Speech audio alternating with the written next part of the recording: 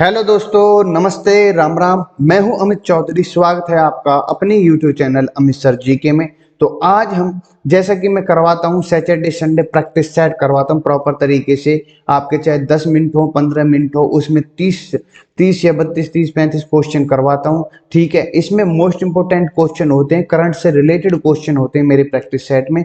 और जो मैं वीकली क्लासेस करवाई उससे कुछ क्वेश्चन दिए हुए होते हैं।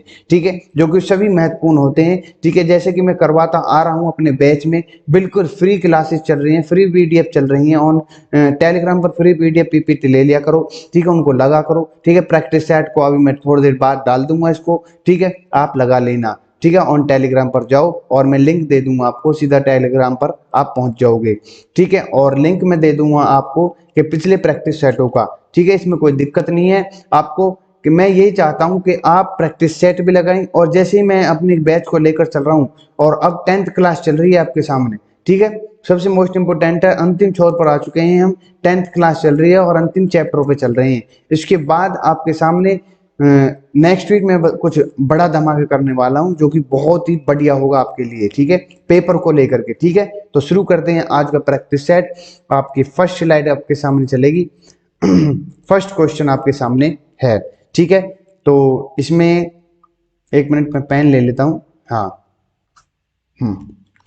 फर्स्ट क्वेश्चन है, झीलों का नगर किसे कहा जाता है? अहमदाबाद को कहा जाता है, बंगलोर को कहा जाता है, मुंबई को कहा जाता है, श्रीनगर को कहा जाता है। तो इनमें से सबसे इंपॉर्टेंट ये है, आपको बताने वाले, मैं पीछे भी बता चुका हूं आपको, कि मैं हर बार यही कहता हूं कि आपको इनसे रिलेटेड 2 से 3 क्वेश्चन और जानने हैं तो इन कमेंट मुझे बता दिया करो कि हाँ जी हमें जानने हैं। नहीं तो मैं प्रॉपर तरीके से बस क्वेश्चन का आंसर बताऊंगा कुछ और न बता करके नेक्स्ट क्वेश्चन पर चला जाऊंगा। ठीक है, तो इसका क्वेश्चन हो जाता है श्रीनगर। ठीक है, ये आपका वहीं का दृश्य है। तो झीलों का नगर किसे कहा जाता है? श्रीनगर को कहा जाता है। ये इंपॉर्टेंट है, इसलिए मैं आपके सामने लेकर आया हूं। नेक्स्ट क्वेश्चन आपके सामने है, भारत का सिंह द्वार किसे कहा जाता है? सिंह द्वार बंगलोर को कहा जाता है, मुंबई को कहा जाता है, श्रीनगर को कहा जाता है, कोलकाता को।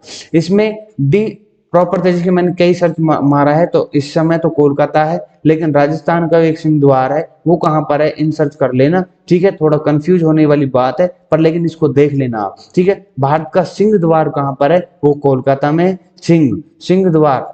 अब क्वेश्चन को प्रॉपर तरीके से पढ़ोगे तो ही आंसर दे पाओगे। ठीक है, राजस्थान का कुछ है और यहाँ पर कुछ है। ठीक है, नेक्स्ट चलते हैं हम। नेक्स्ट स्लाइड आपके सामने है। हेलो, हाँ, नेक्स्ट स्लाइड आपके सामने है। तीसरा क्वेश्चन है, फुटबॉल से संबंधित कप कौन सा होगा इनमें से? रानी ट्रॉफी, या जीडी बिड़ला ट्रॉफी, या रोहिंटन बरिया ट्रॉफी, या डूरंड कप? तो आपको फुटबॉल का से रिलेटेड सारे कप मैं बता दूंगा, टेलीग्राम पर मैंने डाल भी दी हैं। कुछ कपों के, कुछ गेमों के रिलेटेड जो उनसे संबंधित जो कप होते हैं वो सभी मैंने डाले हुए हैं अपने टेलीग्राम पर। अमित सर जी के सर्च कर लेना ऑन टेलीग्राम पर। तो Durand cup, D is the right answer हो जाता है कि फुटबॉल से संबंधित कप कौन सा हो जाता है इनमें से? Durand cup. ठीक है, नेक्स्ट, कर्क रेखा नहीं गुजरती है, किन से नहीं गुजरती? वे मैंने मैप में दे रखा है, राजस्थान, उड़ीसा, छत्तीसगढ़, त्रिपुरा। तो इसमें राइट आंसर हो जाता है आपका बी, जो कि उड़ीसा है। ठीक है, और मैं मैप में बता देता हूं थोड़ा सा आपको, जिससे आपको कोई दिक्कत न हो। ठीक है, इसको रफ करके, ठीक है, दिख रही होगी आपको। मैं एक मिनट कलर ले लेता हूं। ठीक है, यहां से ये कर्क रेखा है, और कितने डिग्री पर है? 23.5 डिग्री पर। ठीक है, कोई दिक्कत तो नहीं है। तो गुजरात है आपका, राजस्थान है नंबर 2, नंबर 3 मध्य प्रदेश है, नंबर 4 छत्तीसगढ़ है, झारखंड 5, और पश्चिम बंगाल 6, त्रिपुरा 7, और 8 मिजोरम। ठीक है, ये टोटल 8 राज्य हैं जिनसे होकर गुजरती है क्या? आपकी कर्क रेखा। ठीक है, कोई दिक्कत तो नहीं है। अगर उत्तर प्रदेश दे तो उत्तर प्रदेश से नहीं है, उड़ीसा भी दे तो उड़ीसा भी नहीं है। ठीक है मेरे भाई, तो नेक्स्ट चलते हैं अपने क्वेश्चन पर, स्लाइड पर। फिफ्थ क्वेश्चन आपके सामने है, जो कि सबसे इंपॉर्टेंट है। भारत में खारे पानी की सबसे बड़ी झील कौन सी है? ठीक है, खारे पानी की सबसे बड़ी झील कौन सी है? चिल्का झील, या टिकरताल झील, वुलर झील, या डल झील? चिल्का झील। और जो बाकी की झील है इनको सर्च मारे, कहां पर क्यों है, क्या किस लिए और कहां पर स्थित है ये। ठीक है, वुलर झील आपकी मीठे पानी की झील है। ठीक है, ये याद कर लेना, और जे एंड के में स्थित है। ठीक है। नेक्स्ट है 6th क्वेश्चन, भारत का एकमात्र सक्रिय ज्वालामुखी कौन सा है? अंडमान निकोबार, लक्षद्वीप, हिमाचल प्रदेश या सिक्किम। ये तो गलत हो जाते हैं, स्टेट के नाम हो जाते हैं। तो ए, अंडमान निकोबार में एक सक्रिय ज्वालामुखी है जिसका नाम क्या है वो आप इन कमेंट मुझे बताओ सर्च करके। ठीक है मेरे भाई, सक्रिय कौन सा है, निष्क्रिय कौन सा है, ठीक है, ये चीजें सर्च मारने वाली चीजें हैं। नेक्स्ट चलते हैं, भारत में किस नदी का बेसिन सबसे बड़ा है? सबसे बड़ा बेसिन किसका है? सबसे बड़ा मैदानी क्षेत्र कौन सा है? नर्मदा है, सिंधु है, गंगा है, ब्रह्मपुत्र। तो यहाँ पर Ganga is the right answer हो जाता है। ये मैंने पिछले दिनों कुछ करवाया था आपको, ठीक है, ये आप देख सकते हो, इन पीडीएफ में देख लेना, ठीक है। इसमें झूम करके देखोगे तो गंगा के से रिलेटेड है सारी नदियां, कौन कौन सी दक्षिण से मिलती हैं, कौन कौन सी उत्तर से आकर इसमें अपना सहयोग देती हैं, इसके सहायक नदियां हैं, ठीक है। 8th है, लिखित लिखित निम्नलिखित में से कौन विश्व का सबसे बड़ा डेल्टा है? सबसे बड़ा डेल्टा की बात करिए, ये इंपोर्टेंट है। गंगा ब्रह्मपुत्र डेल्टा या Godavari delta, Mahanadi delta, Amazon delta. Amazon delta is the right answer हो जाता है। यहाँ पर यहाँ विश्व की बात की है तो विश्व में Amazon delta is the right answer हो जाता है, जो कि कहाँ पर है? आपके नॉर्थ अमेरिका के ऊपर है। और ये आपके सामने है, इनको पृथ्वी का फेफड़ा भी कहा जाता है, किनको? अमेजन जंगलों को, ठीक है, ये इंपोर्टेंट है। पूछ लेगा आपसे कि पृथ्वी का फेफड़ा किसको कहा जाता है? अमेजन जंगलों को कहा जाता है, ठीक है। सबसे कम लिंग अनुपात वाला राज्य 2011 के अनुसार मैं बता रहा हूं, ठीक है, महाराष्ट्र, हरियाणा, केरल या मध्य प्रदेश। तो Haryana is the right answer हो जाता है। कितना था? 879 इसका लिंग अनुपात था 1000 में, ठीक है मेरे भाई। नेक्स्ट चलते हैं, जनसंख्या की दृष्टि से सबसे बड़ा देश कौन सा है? भारत, अमेरिका, जापान, चीन। तो इसका आंसर सिंपल है, चीन है। और लगभग 2027 में हम इसको पछाड़ देंगे जनसंख्या में। हमारे युवा वर्ग धापाग लग रहे हैं, ठीक है। नेक्स्ट चलते हैं हम। हाँ, तो 11th क्वेश्चन आपके सामने है। 11th क्वेश्चन पर आ गए हम, ठीक है। नेक्स्ट आपके सामने है 11th। महात्मा गांधी को राष्ट्रपिता सबसे पहले किसने कहा था? जवाहरलाल नेहरू जी ने, पटेल जी ने या नेताजी सुभाष चंद्र बोस ने? तो नेताजी सुभाष चंद्र बोस ने इनको राष्ट्रपिता कहा था, महात्मा गांधी जी को। अब सुभाष चंद्र बोस को नेताजी किसने कहा? इन कमेंट मुझे बताना, ठीक है। नेक्स्ट क्वेश्चन है 12th क्वेश्चन, गौतम बुद्ध का बचपन का नाम क्या था? वर्धमान, सिद्धार्थ, सुद्धोधन, सुजाता। तो सिद्धार्थ द राइट आंसर हो जाता है। और वर्धमान किसका नाम है ये भी मुझे बताना इन कमेंट में। नेक्स्ट है, आर्य समाज की स्थापना किसने की थी? कांशीराम, राजाराम मोहन राय, दक्ष ने, स्वामी दयानंद ने। स्वामी दयानंद ने 1875 में आर्य समाज की स्थापना की थी आपकी, ठीक है मेरे भाई। इसमें कोई दिक्कत है नहीं, ये पेन थोड़ा ऐसे ही चल रहा है आज, ठीक है। तो नेक्स्ट क्वेश्चन है, हुमायूं नामा किसने लिखा था? मीराबाई ने, गुलबदन बेगम ने या भारत भूषण ने, महादेव वर्मा ने? तो b is the right answer हो जाती है। ये कौन थी गुलबदन बेगम? ये हुमायूं की बहन थी, ठीक है, इसने ही हुमायूं नामा लिखा, ठीक है, इसकी बहन ने। नेक्स्ट चलते हैं, किस राजपूती वंश ने अकबर के सामने समर्पण नहीं किया था? सूर्यवंश ने, यदुवंश ने, सिसोदिया वंश ने, सोमवंश ने? तो सिसोदिया वंश इज द राइट आंसर हो जाता है, ठीक है। और सभी राजपूतों ने तो बहुत से ने तो घर ही बसा दिए इनके। हल्दी घाटी का युद्ध कब लड़ा गया? 1576 ईस्वी में, 55 में या 1445 या 1766? तो 1576 में हुआ था। अकबर और किसके बीच हुआ था? इन कमेंट मुझे बताना, हल्दी घाटी का युद्ध जो हुआ था, ठीक है। और इसके जब ये युद्ध जीत लिया था तो क्या हुआ था, ये सारी चीजें जानने वाली हैं भाइयों।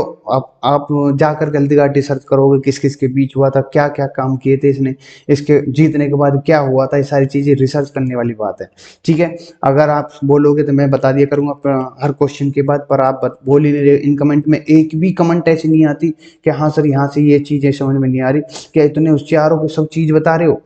भारत के पहले मुख्य चुनाव आयुक्त कौन थे? के.वी. सुंदरम, सुकुमार सेन, डॉक्टर नागेंद्र सिंह या राजकुमार? तो सुकुमार सेन जी हैं। और राजीव कुमार अभी वर्तमान में है, ठीक है। किस नंबर, कौन से नंबर के? इन कमेंट मुझे बताओ। लेकिन ये के सुंदरम और डॉक्टर नागेंद्र भी हैं, ठीक है, ये भी आपके मुख्य चुनाव आयुक्त रहे हैं, ठीक है। सबसे पहले आपके b is the right answer हो जाता है इसका, सुकुमार सेन जी, ठीक है। कौन सा हो जाता है इसका? सुकुमार सेन, एक मिनट, ठीक है, इसका बी आंसर हो गया। नेक्स्ट क्वेश्चन है, 6 अप्रैल 1556 को पानीपत की दूसरी लड़ाई किस किस के बीच हुई थी? ये हुई थी अकबर इब्राहिम लोदी या हेमू और इब्राहिम लोदी या बाबर और इब्राहिम लोदी? तो अकबर और इब्राहिम लोदी के बीच हुई थी ये 1556 की लड़ाई, ठीक है। ये इंपॉर्टेंट है, आपसे पूछ भी सकता है, ठीक है। जो मैंने आपके सामने धर दी है कौन सी। नेक्स्ट है, हाँ। नेक्स्ट क्वेश्चन है, असहयोग आंदोलन के साथ निम्नलिखित में से कौन सा आंदोलन चलाया गया था, सॉरी, सत्याग्रह आंदोलन है, भंग आंदोलन है, चौरी चौरा कांड है या खिलाफत आंदोलन। तो खिलाफत आंदोलन इज द राइट आंसर हो जाता है। और चौरी चौरा कांड 1922 में होने के कारण इस कांड को गोरखपुर में जो होता है, इसका नाम चेंज हो गया आज के समय में, ठीक है। ये सर्च करना क्या नाम पड़ा है, इसका नाम बदल दिया योगी जी ने, ठीक है। तो 1922 में चौरी चौरा कांड के होने के बावजूद फिर ये असहयोग आंदोलन और खिलाफत आंदोलन वापस ले लिए थे, किसने, महात्मा गांधी जी ने, ठीक है। और अगर ये नहीं होता तो अंग्रेजों की नकेल में, नाक में नकेल डाल दी थी, किसने, इस आंदोलन ने, ठीक है। महात्मा गांधी निम्नलिखित में से किसको अपना राजनीतिक गुरु मानते थे, Gopal Krishna Gokhale is the right answer. Next है, भारत में सशस्त्र बलों के सर्वोच्च सेनापति कौन होता है, राष्ट्रपति होते हैं, राज्यपाल, उपराष्ट्रपति, प्रधानमंत्री। तो D is the right answer हो जाते हैं। जो तीनों ही हमारी सेनाएं हैं, ठीक है, उनके सर्वोच्च सेनापति कौन होते हैं, हमारे राष्ट्रपति, वर्तमान में रामनाथ कोविंद जी आपके और हमारे प्रेसिडेंट्स हैं। नेक्स्ट है 22, भारतीय संविधान का कौन सा भाग संविधान की आत्मा कहा जाता है। भारतीय संविधान की सबसे इंपॉर्टेंट क्वेश्चन है, कई बार क्वेश्चन पूछा गया क्वेश्चन है, मूल कर्तव्य, संवैधानिक उपचार का अधिकार, स्वतंत्रता का अधिकार या उद्देशिका। इसको प्रस्ताव भी दे सकता है वो, ठीक है, जो कि नेहरू लेकर आए थे, ठीक है, इंपोर्टेंट है आपका, ठीक है। तो D is the right answer हो जाता है। नेक्स्ट है, सबसे अधिक लोकसभा सीटें किस राज्य में है, मध्य प्रदेश, महाराष्ट्र, उत्तर प्रदेश, राजस्थान। तो सी इज द राइट आंसर हो जाता है। अब कितनी है, 400 है या 401 है, ठीक है, या फिर 2 है या 3 है, ये इन कमेंट मुझे बताओ। लोकसभा या विधानसभा की उम्मीदवार बनने का न्यूनतम आयु क्या होती है, 25 वर्ष, 21 वर्ष, 30 वर्ष, 18 वर्ष। ए इज द राइट आंसर हो जाती है। और किसी गवर्नर की या राष्ट्रपति की कितनी होती है, मुझे बताओ इन कमेंट में। नेक्स्ट है, भारतीय संसद के निचले सदन को क्या कहा जाता है, निचले सदन को राज्यसभा, लोकसभा, विधानसभा, उपरोक्त सभी। तो लोकसभा कहा जाता है निचले सदन को, ठीक है। और उच्च सदन को, जो उच्चल भी बोला जाता है, उसको राज्यसभा कहा जाता है, ठीक है। तो इसका फिलहाल आंसर बी है। नेक्स्ट है, प्रधानमंत्री को नियुक्त कौन करेगा, राष्ट्रपति करेगा, ठीक है। नेक्स्ट है, राष्ट्रीय अध्यक्ष कौन सा होता है, पीछे दिया गया मैंने। तो राष्ट्रीय अध्यक्ष हमारा होता है राष्ट्रपति, ना कि ये सभी होते हैं।